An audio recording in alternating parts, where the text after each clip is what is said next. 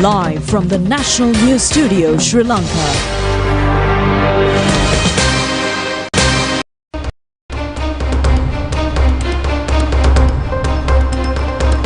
Good evening. This is the National News Telecast. I'm Movin Heptiarochi. And I'm Cousin Balachandra Adhikari. Let's start off with a look at your headlines.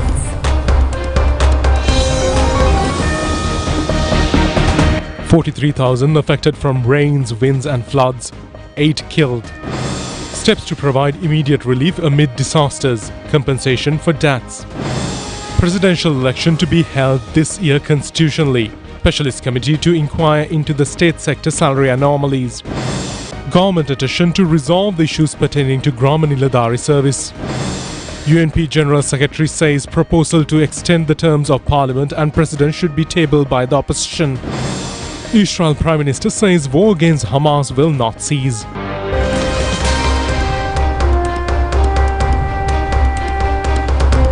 Now to those and more stories in detail. On today's top story, President Ranil Wickremesinghe instructs officials to provide immediate relief to those affected by the recent inclement weather and continue to these efforts until the situation improves. According to the President's Media Division, the Disaster Management Centre is in the process of providing compensation to the families of the deceased. 7 people died in accidents caused by strong winds and 1 person died in a boat capsizing. The Disaster Management Centre will provide 250,000 rupees for each victim, with an advance payment of 25,000 rupees already arranged. As of yesterday, 42,640 people belonging to 11,326 families have been affected by the inclement weather. The President instructed the Disaster Management Centre to ensure all necessary facilities are provided with special attention to health and hygiene. The Met Department has indicated that the prevailing showery and windy conditions over the island are expected to continue further due to the active southwest monsoonal condition. Heavy showers above 100 millimeters are likely to occur in some places in western and Sabaragamu provinces and in Nuwara district. Strong winds of about 50 to 60 kilometers per hour can be expected at times over western slopes of the central hills and in northern, north central, western, southern and northwestern provinces and in Trincomalee and Monragala districts. Winds will be southwesterly in the sea areas around the country with the wind speed at 40 to 50 kilometers per hour. The Met Department has indicated that the wind speed may increase up to 60 to 70 kilometers per hour at times. Naval and fishing communities have been advised to not venture into sea areas around the country until further notice.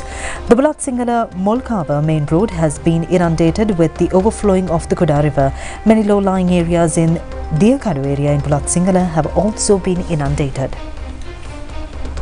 We are advising all the communities not to stay under the unsafe trees, and a lot of incidents being recorded parking their vehicles under that unsafe trees as well.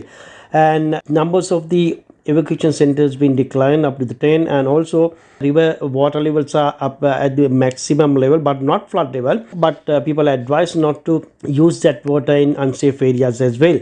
The evacuation centers still been located, and there have been all the relief measures been taken by the Disaster Management Center and the National Disaster Relief Services Center as well.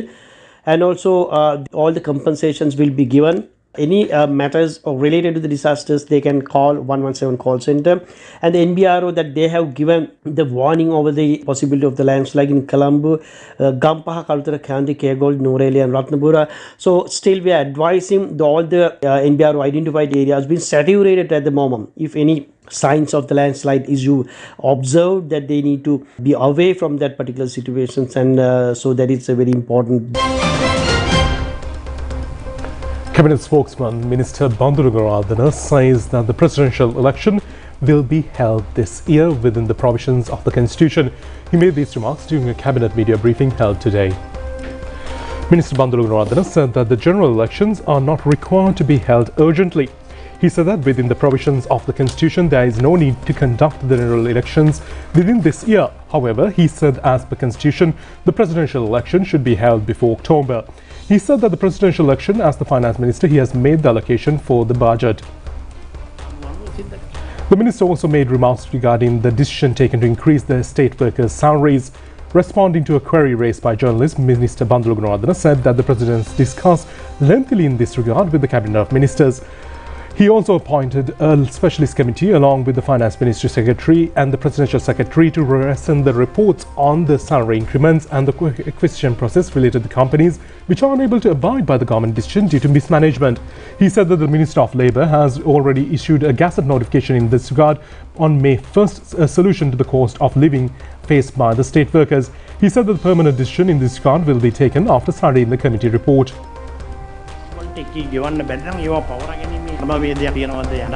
Considering the constant concern furnished by employee groups and trade unions who are having salary anomalies among various employee groups in the government service, the Cabinet of Ministers have decided to appoint a specialist committee of submitting reports so that the anomalies can be rectified by the Budget 2025 subsequent to studying those salary anomalies.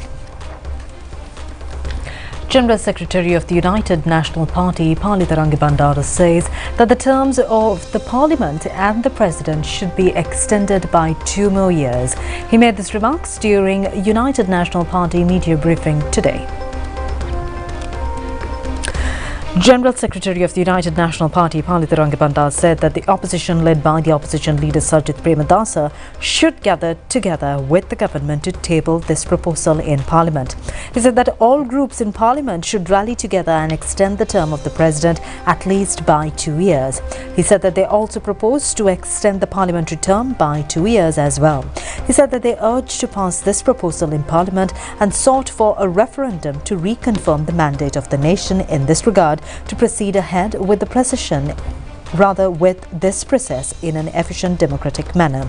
He said that it is required to rebuild the country and reach agreements with international organizations, including the IMF and ADB. He said that the only person who can lead this process is President Ranil Wickremesinghe. Parliamentarian Nimal Lansang says the presidential election will be held within this year, the stipulated time frame, as for the provision of the Constitution, and the government has no intention to postpone the election as present. He made these remarks by issuing a special statement to the media. As per the statement, President Ranil Wickremesinghe has assured to conduct the presidential election within the stipulated time frame as per the provisions of the Constitution by safeguarding democracy, which is also the stance of the government. Various entities have the freedom to express their personal views on presenting the proposals to extend the presidential election and the parliamentary election by 2 years, yet such statements remain personal views and not the government's stance. The parliamentarian has indicated that per the Constitution, it is the responsibility of the Election Commission to conduct the presidential election within the stipulated time frame. President's senior advisor on national security and Chief of Presidential Staff Sagla Ratnayaka has advised relevant officials to find possible solutions to the problems in the Gramaniladari service, ensuring no conflict arises with other public services. He emphasized the importance of discussing existing issues thoroughly and reaching a common agreement. This directive was given during a meeting held at the Presidential Secretariat today involving officials of the Gramaniladari Trade Union and related line institutions. There was an extensive discussion regarding the issues related to the Gramaniladari Service Constitution and the problems that have arisen concerning the salary scale. The Gramaniladari Trade Union highlighted that numerous issues have arisen concerning the promotions of Gramaniladari officials and emphasized the need for a revised service constitution to address these problems. In response, he said that constructive proposals should be made regarding the drafted service constitution currently awaiting approval from the Public Service Commission. He also noted the importance of having a formal service constitution for the Gramaniladari service, which has been in existence for 61 years and plays a crucial role at the rural level. He acknowledged the significant contributions of the Gramaniladari service to state affairs despite facing various challenges. Senior advisor to the President on climate change, Ruwan Wijewardene, says that attracting investments from renowned businessmen such as Tesla and SpaceX CEO Elon Musk would significantly boost the country's economy. He emphasized that partnering with a project like Starlink would provide internet facilities to underserved areas, supporting the growth of various sectors beneficial to the economy, including tourism industry. He made these remarks at a news conference held at the Presidential Media Center yesterday under the theme Collective Path to a Stable Country. He said that the 10th World Water Forum was held in Bali, Indonesia from the 18th to the 20th of May. President Wickremesinghe and his delegation attended the event following an official invitation from the Indonesian President Joko Widodo. During the visit, he said that President Wickremesinghe held a special meeting with Elon Musk, the CEO of Tesla and SpaceX, where they discussed the launch of the Starlink project in Sri Lanka. Elon Musk has indicated the project would require presidential support, and in response, President Wickremesinghe assured him full support to initiate the project in Sri Lanka. He said that Musk also mentioned that he plans to visit Sri Lanka at the end of the year to start the project. He pointed out that the attracting of investment from renowned businessmen such as Elon Musk will significantly contribute to the country's economic development. Launching such a project in Sri Lanka would signal to the world that the country is open for business, potentially attracting other millionaire entrepreneurs to invest in Sri Lanka. The president's senior advisor also said that joining a project like Starlink can provide internet facilities to underserved areas of the country without any issues. He added that the initiative will also support the growth of various economic sectors, including tourism. President Ranil Wickremesinghe is focused on providing affordable internet access to students and general public through easy payment methods, he added. President's senior advisor on climate change, Juan Vijayawardena, made these remarks in a response to a query raised by a journalist on the possible arrival of Elon Musk for the launch of the Starlink project in Sri Lanka. When are we planning to welcome Elon Musk? He suggested end of the year, but again, then he suggested when we launch Starlink in Sri Lanka, he will come here for the launch. So maybe we are trying to see whether we can get Starlink up and going, the launch within about maybe 2 to 3 months, hopefully. So if that's the case, then hopefully within the before the end of the year anyway, we are hoping to get Elon Musk here and get the Starlink operational. So the SpaceX discussions will start as soon as we show that we are confident in getting Starlink up, and I think first we need to show that Sri Lanka is a place for for investors to come and invest their money and start these projects, which are global projects actually. So if we show that we are ready for this kind of commitment, I think there will be more projects like this, more investments coming into the country. So SpaceX discussions most probably will start once we launch Starlink here in Sri Lanka. Minister Bandara Gunawardena says that the construction of the Northern Railway line will not be able to be completed before the Poson full moon Poya day. The minister pointed out that with the prevailing weather situation and the construction of the new Elephant Pass in Gargamur would stall the plans to complete the construction of the railway line as scheduled. Minister Bandara Gunawardena said that the government has informed the Mahasangha, including the Atamasthana Adhipati, regarding the inability to complete the construction of the railway line before the Poson festival. He said that prevailing weather situation and the construction of the new Elephant Pass in Gargamur would stall the plans to complete the construction of the railway line as scheduled. Accordingly, he added that the construction of the railway line will take further 2 months from the festival. He said that the engineers are efficiently engaging in the construction activities of this project, which would last for many generations without compromising the quality of the work.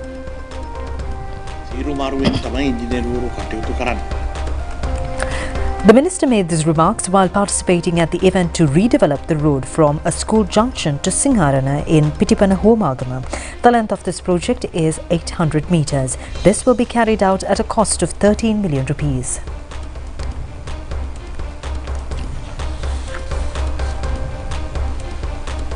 $81 million winners of the Development Lotteries Board received their checks today. The event was held at the main offices of the Development Lotteries Board. Checks were accepted by the recipients. The cash prizes of 2.5 million, 2 million and 1 million, as well as special prizes of the Supiri Sampat, Dana Sampat and the Supiri Jaya Mangala and the Kapruka Bak Mahavasi. The development lotteries were handed out. Meanwhile, agents of the winning lotteries also received the checks and certificates at the event. Chairman and the Executive Officer of the Development Lotteries Board, Ajit Naragala, and General Manager Anra Jayaratna were present at this occasion. The Central Bank of Sri Lanka has decided to maintain the policy interest rates at their current levels. At its meeting yesterday, the Monetary Policy Board decided to maintain the standing deposit facility rate and the standing lending facility rate at 8.5% and 9.5% respectively. This was revealed at the media briefing held at the Central Bank today. Monetary Policy Board at its meeting held yesterday decided to keep the policy interest rates unchanged. Accordingly, the standing deposit facility will remain at 8.5, while standing lending facility rate will remain at 9.5%, and statutory reserve ratio will continue at 2%. The headline inflation is likely to be below the 5% target in the upcoming months. Based on the coming data, suggests that due to the impact of some downward adjustment to the administrative prices, especially the electricity tariff, the downward adjustment to petroleum prices and LP gas, and also some easing pressure on food inflation is also helping inflation to be at subdued level in the upcoming months. However, we expect that inflation will eventually align with and remain around the targeted level of 5%, and that will be ensured with appropriate policy measures. Of the interest rates, we observe that there has been an overall reduction in the market interest rate structure, which includes benchmark interest rates, deposit rates, as well as lending rates. There has been improved net inflows to the financial sector, as well as workers' remittances, and these have cushioned the widening of trade deficit observed thus far during this year. So during 4 months up to April, it has been estimated that trade deficit has widened compared to the same period last year. However, this has been partly offset by the improvement in services sector inflows as well as the workers' remittances. Reflecting these improved inflows as well as build-up of confidence in the market, we could see that exchange rate continue to be appreciated, and there has been a notable improvement in gross official reserves, which was supported by continuous purchases of forex from the market by the central bank. Inflation, we think that we are confident we can maintain 5%. So policy rates 8.5 or 9.5. I think real natural rate of interest can be much lower. Predicted in our annual economic review, so this year to be 3%. Is positive 3% for the on average is higher than others kind of estimate of potential growth. But still it's not growing at 3% on annual to year-on-year basis. I think we within this monetary policy obviously will certainly help to catch up. But it is the monetary policy is not necessarily it's not the objective of monetary policy to promote growth, but is to stabilize and facilitate for the country to achieve the potential growth is about whatever the levels, and then there are a lot of other policies will have to take place to enhance growth in the medium to long term. So that's other policies also will have to support and confidence. All these things will have to happen. Then I'm sure we have a potential is much higher than what we see now. I think if you look at the multiple cycles, in a cycle of policy easing, transmission happens with a time lag. That's where we have seen some of the rates have basically policy have been transmitted to the policy rates faster. This is a usual kind of transition process, and the transmission happens takes a longer time, especially when it comes to market lending rates. The private sector, that's one of the reasons I think is that market lending by the banks to the private sector depends on not only the policy rate reductions but also several other factors like demand for credit by the private sector is one reason. Other one is some of the other risk factors they price in when they are lending. We are emphasizing that we would like to see the transmission faster. Especially what we see usually in the easing cycles, market rates downward is a little more rigid than in the upward cycle. So we hope that this is why we thought we give some more time for that race to adjust. Because I think new lending should happen close to the other market rates. So we hope that will happen soon.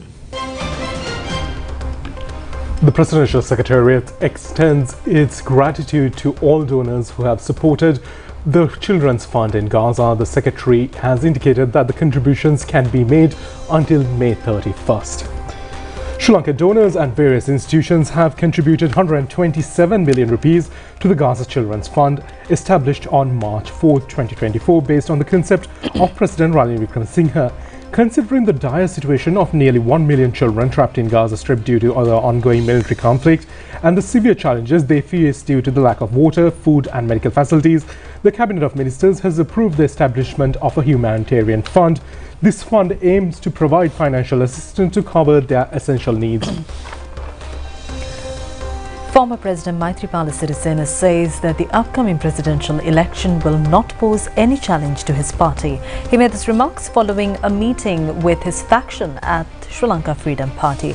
Minister Vijayadasa Rajapaksa was also present at this occasion. Minister Vijayadasa Rajapaksa said that discussions were held over the organising activities in district and electorate levels. He also said that there's only one faction, which is the true Sri Lanka Freedom Party, which stands with them. He said that many are claiming that he is the presidential candidate from the party, but a necessary decision will be taken at the right time in this regard. Former President Maithripala Sirisena said that he is content at present and his future plans are in line with the party's plans. He said that no one poses any challenges to them in the presidential run. Prime Minister Dinesh Gunawardena says that a special program to provide loan facilities to new female entrepreneurs in all divisions has been implemented. He made these remarks while participating in the event held at Sitawaka division today.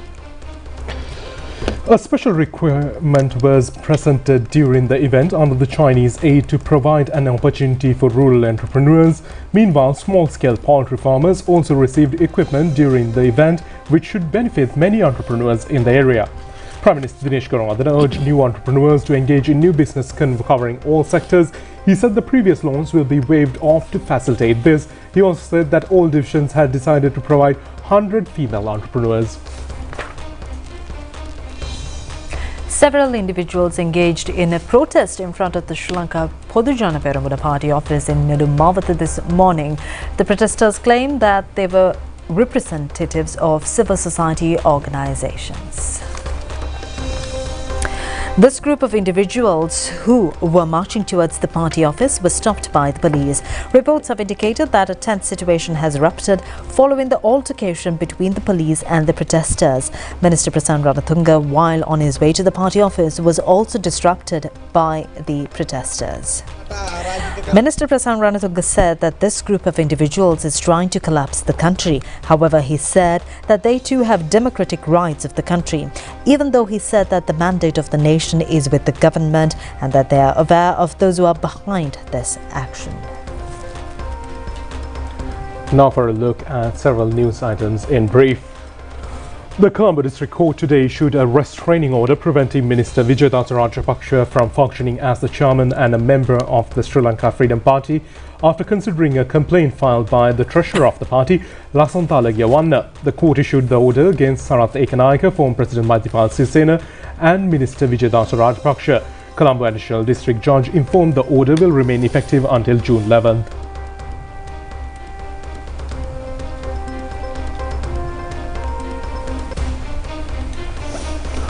On max period scheme company directors informed the Colombo Magistrate Court today that the steps will be taken to pay off the compensation related to 61,000 depositors who lost their money by investing in the pyramid scheme within a period of 2 years. This was revealed when the case was taken up for hearing before the Colombo Magistrate Tilna Gamage. A decision has been reached to appoint a committee headed by the Secretary of the Treasury to inquire into the issue pertaining to the salary anomalies related to university non-academic staff since 2018 and other anomalies and provide report in this regard. This decision has been reached based on a decision reached by the Cabinet of Ministers. The Ministry of Education has requested all university non-academic staff trade unions to call off trade union action and report for duty.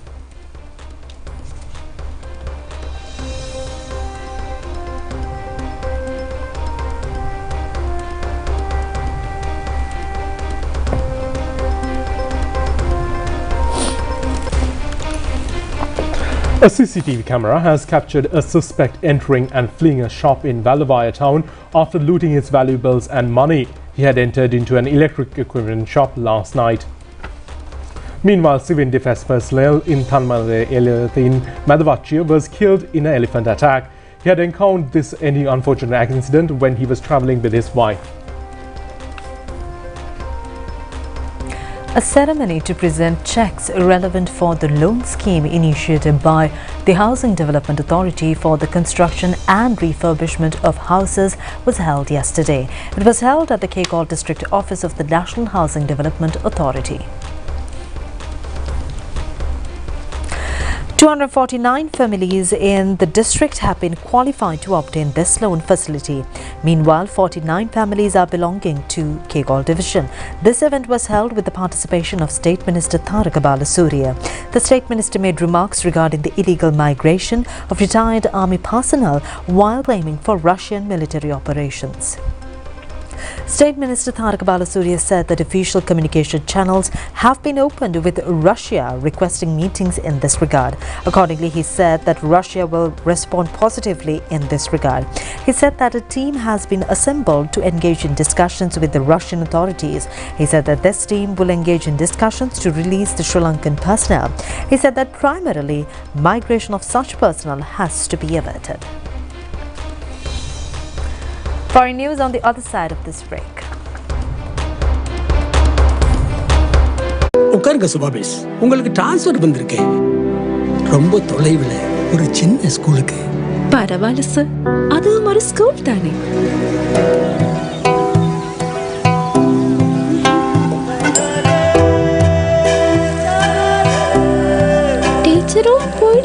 உன்னதமான இலக்குகளை மனதில் கொண்டு நீங்கள் எடுக்கும் சரியான முடிவுகள் உங்களையும் நாட்டையும் பெருமையடைய செய்யும். நாங்கள் உங்கள் பெருமையின் அங்கமான மக்கள் வங்கி, தேசத்தின் பெருமை.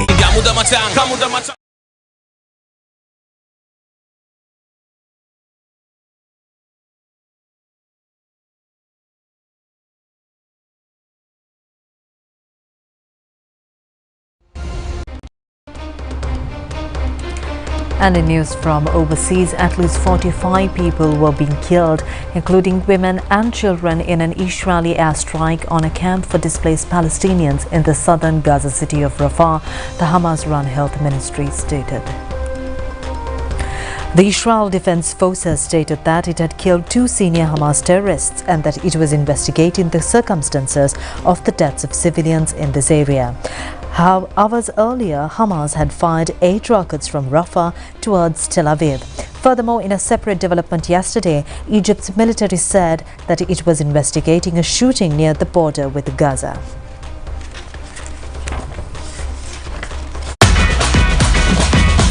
Prima Kutumi, Pantamai.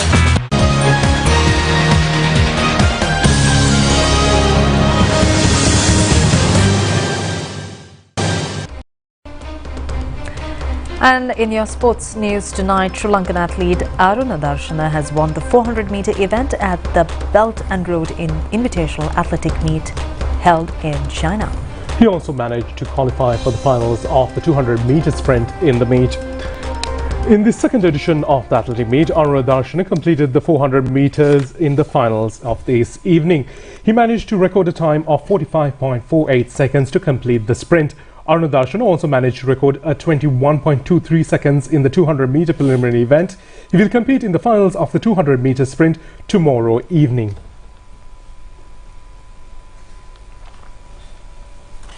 杨宝堂也再往上赶，那最后辛格普拉杰。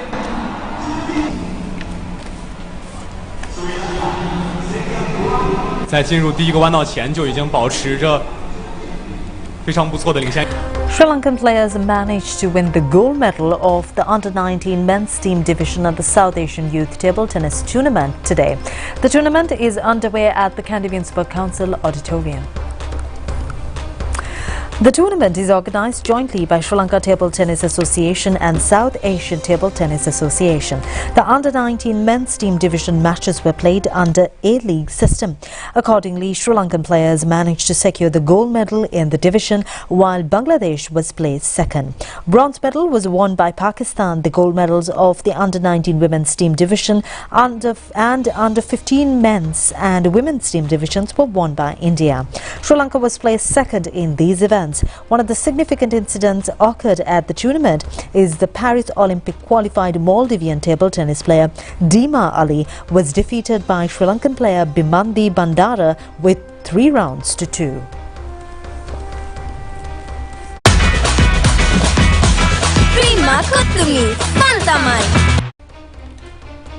That's it for tonight's English News Telecast. Thank you for joining us. Good night. Good night.